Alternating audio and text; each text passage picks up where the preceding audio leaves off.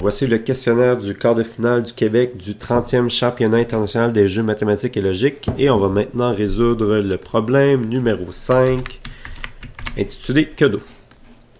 Alors, on dispose de 3 contenants. Le premier de 3 litres est vide, le deuxième de 5 litres est également vide, le troisième de 9 litres est rempli d'eau. Sans renverser d'eau, on veut obtenir exactement 7 litres d'eau dans le contenant de 9 litres. Combien de fois, au minimum, faut-il transvider l'eau d'un contenant à l'autre? Lorsqu'on transvide de l'eau d'un contenant dans un autre, on remplit complètement le second ou on vide complètement le premier.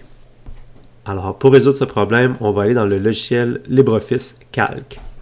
Ok, on est maintenant dans LibreOffice Calc. J'ai reproduit les 3 contenants.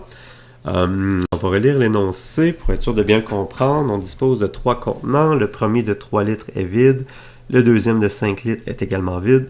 Le troisième de 9 litres est rempli d'eau. Sans renverser d'eau, on va obtenir exactement 7 litres d'eau dans le contenant de 9 litres. Combien de fois au minimum faut-il transvider l'eau d'un contenant à l'autre? Lorsqu'on transvide de l'eau d'un contenant dans un autre, on remplit complètement le second ou on vide complètement le premier. Alors, quelle est la situation initiale? Le contenant de 3 litres contient 0 litre d'eau. Le contenant de 5 litres contient 0 litre d'eau également. Et le contenant de 9 litres contient 9 litres d'eau.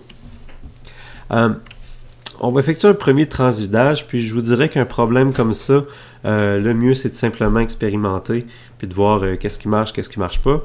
Donc pour commencer, je propose de transvider l'eau du contenant de 9 litres dans le contenant de 5 litres. Donc, premier transvidage. Ici, on a 9 litres d'eau. Si on transvide ça dans le contenant de 5 litres, on va le remplir au complet. Donc, il va y avoir 5 litres d'eau ici. Puis combien il va en rester? Il va en rester 4. Dans le contenant de 3 litres, on a toujours 0 litre d'eau. Là, on remarque que dans le contenant de 9 litres, on a maintenant 4 litres d'eau. Puis, au final, on aimerait en avoir exactement 7 litres. Il faudrait pouvoir en rajouter 3 pour arriver au résultat souhaité. Et puis, ça tombe bien, on a un contenant de 3 litres ici. Donc, si on est en mesure de le remplir au complet, on va pouvoir le transvider dans le contenant de 9 litres pour obtenir nos 7 litres. Et c'est quelque chose qu'on peut effectuer, qu'on peut obtenir très facilement. On a 5 litres d'eau dans notre contenant de 5 litres. On peut transvider ça dans notre contenant de 3 litres. Donc, deuxième transvidage, oui. On va transvider du deuxième contenant au premier. Donc, on va maintenant avoir 3 litres d'eau ici. Sur les 5 litres, il va en rester 2 ici. Puis, dans le troisième contenant, on conserve nos 4 litres d'eau. Puis, le troisième